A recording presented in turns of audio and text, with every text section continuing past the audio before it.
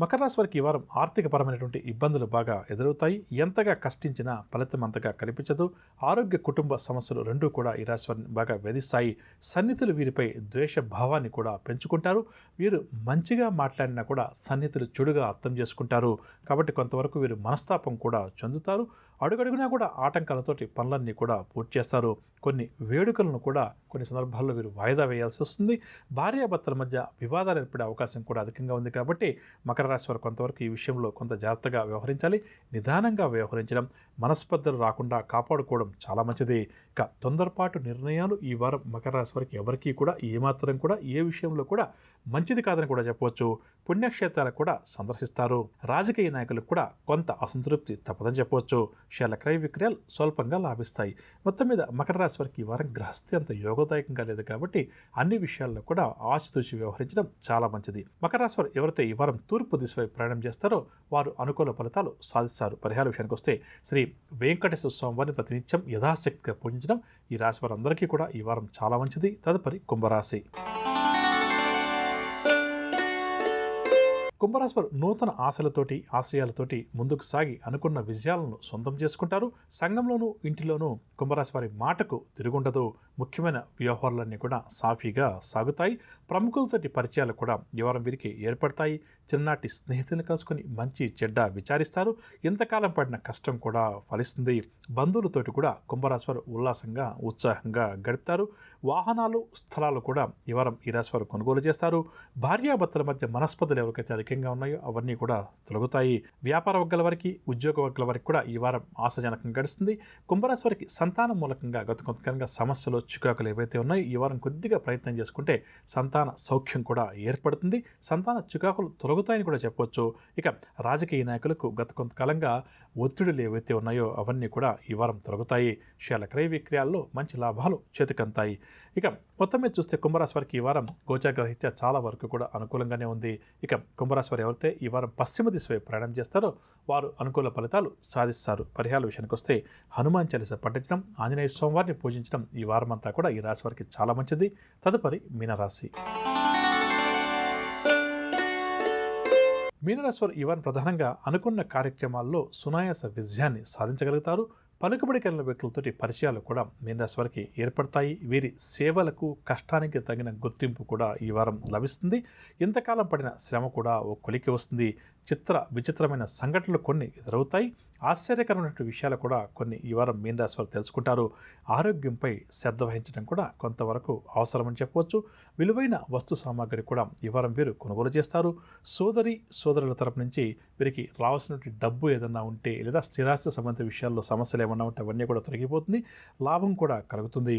తెలివితేటలతోటి, నేర్పుతోటి కొన్ని దీర్ఘకాలిక సమస్యల నుంచి కూడా ఈ వారం వీరు బయటపడతారు. వ్యాపార వర్గాల వారికి, ఉద్యోగాల వారికి ఈ వారం ఆశాజనకంగానే గడుస్తుంది. మంచి ఆదాయం కూడా చేతికందుతుంది. రాజకీయ నాయకులను కొత్త పదవులు కూడా వరిస్తాయి. షేర్ల క్రయ విక్రయాలు లాభిస్తాయి. మొత్తం మీద మీనరాశి వారికి కూడా గోచార గ్రహరీత్యా ఈ వారం చాలా వరకు కూడా అనుకూలంగా ఉంది. మనం గత కొద్దిగా రుద్రాక్ష ధారణ వల్ల కలిగేటువంటి సత్ఫలితాలు, తొలగేటటువంటి గ్రహ దోషాలు, అదేవిధంగా మనకున్నటువంటి సమస్యలను బట్టి ఎన్ని ముఖాలు కలిగిన రుద్రాక్ష ధరించాలి అన్న అంశాల గురించి మనం తెలుసుకునే ప్రయత్నం చేస్తున్నాం. అందులో భాగంగా ఈరోజు ప్రధానంగా త్రయోదశముఖి రుద్రాక్ష అంటే 13 ముఖాలు కలిగినటువంటి రుద్రాక్ష విశిష్టత గురించి ఈరోజు తెలుసుకునే ప్రయత్నం చేద్దాం.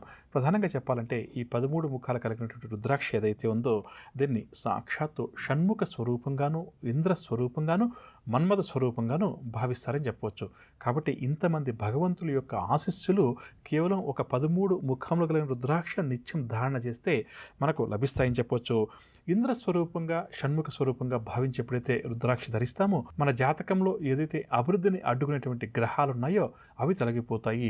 కుజదోషం లాంటి సమస్యలు ఎవరికైతే అధికంగా ఉంటాయో, మాంగళ్య స్థానంలో స్త్రీలకు భర్త ఆయుష్కు సంబంధించిన సమస్యలు ఎవరికైతే ఉంటాయో అటువంటివన్నీ కూడా తొలగిపోతాయని చెప్పవచ్చు. ఎందుకంటే ఇంద్రుడు అంటే ఒక్క మాటలో చెప్పాలంటే మనకు వైభవానికి గుర్తుగా చెప్తుంటాం.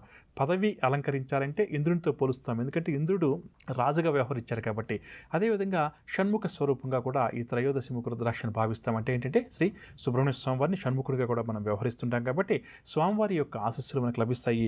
మన్మథ స్వరూపంగా కూడా దీన్ని మనం భావిస్తాము కాబట్టి మన్మధుడి యొక్క ఆశస్సులు కూడా మనకు పుష్కలంగా లభిస్తాయని చెప్పొచ్చు. అంటే అందరికీ అర్థమయ్యేలా చెప్పాలంటే ఈ 13 ముఖాలు కలిగినటువంటి రుద్రాక్ష ధారణ అందరూ చేయలేరని చెప్పవచ్చు. అంటే ఇక్కడ డబ్బు గురించి, ఖర్చు గురించో లేకపోతే వేల ఎక్కువ గురించి నేను మాట్లాడడం లేదు, కానీ దీన్ని ధరించాలంటే కూడా జాతకంలో ఎక్కువగా యోగాలు అధికంగా ఉండాలి. అంటే అదృష్ట యోగం అంటాం కదా, అది ఉన్నవారు మాత్రమే ఈ రుద్రాక్షను ధరిస్తారని చెప్పవచ్చు.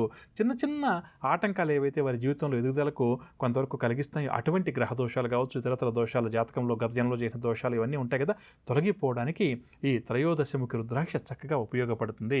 అంటే అదృష్టానికి దగ్గరగా నడవాలి అని చెప్పి ఎవరితో కోరుకుంటారో, అదృష్టానికి అంటే రాజయోగాన్ని కలిగించే గ్రహాలు ఎవరి జాతకంలో అయితే అధికంగా ఉంటాయో అటువంటి వారు ఈ రుద్రాక్ష ధారణ చేస్తారని చెప్పవచ్చు. అంటే దాని ఉద్దేశం ఏంటంటే ఈ 13 ముఖములు కలిగిన రుద్రాక్ష ధారణ చేయడం వల్ల మన మనసులో ఉన్న కోరికలన్నీ కూడా నెరవేరుతాయి. మరొకటి ఏంటంటే ప్రధానంగా మనసులో ఉన్న కోరికలు నెరవేరుతాయి అన్నప్పుడు ఇక్కడ మన ప్రేక్షకులకు ప్రధానంగా సందేహం వస్తుంది.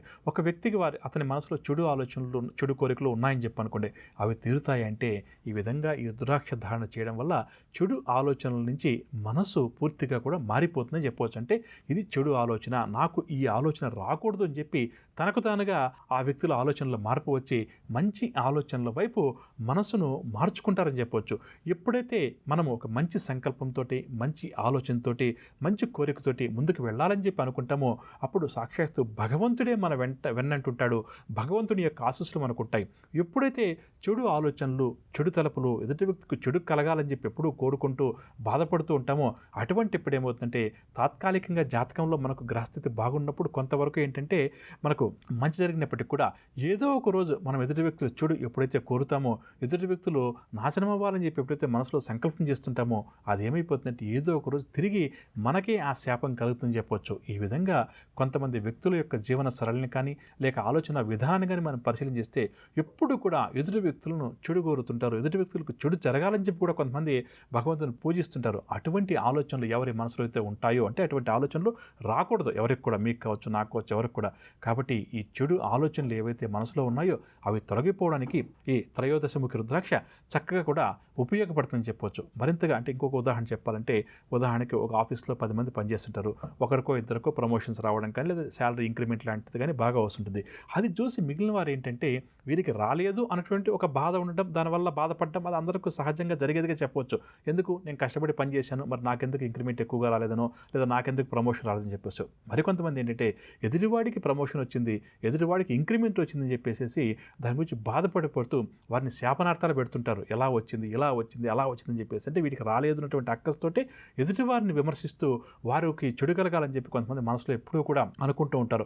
ఈ విధంగా ఎవరైతే అనుకుంటూ ఉంటారో అంటే అది మంచిది కాదు. కాబట్టి అటువంటి ఆలోచనల నుంచి ఆ మనిషిని బయటపడేసే శక్తి ఈ 13 ముఖాల కలిగిన రుద్రాక్షకు ఉందని చెప్పవచ్చు. అంటే ఏంటి, నా ఆలోచన మంచిదైనప్పుడు భగవంతుడి యొక్క ఆశీస్సులు నాకుంటాయి. నేను కష్టపడి పనిచేశాను, ఇవాళ నా యజమానిని నా కష్టాన్ని గుర్తించకపోవచ్చు, కానీ భగవంతుడు గుర్తించాడు, ఇవాళ కాకపోతే రేపైనా సరే నాకు మంచి భవిష్యత్తు ఉంటుంది అని చెప్పి ఎప్పుడు కూడా మనము ఈ విధంగా ఆలోచన విధానాన్ని మార్చుకుంటూ ఉండాలి. అప్పుడే మన జీవితంలో మంచి స్థాయికి ఎదుగుతాము.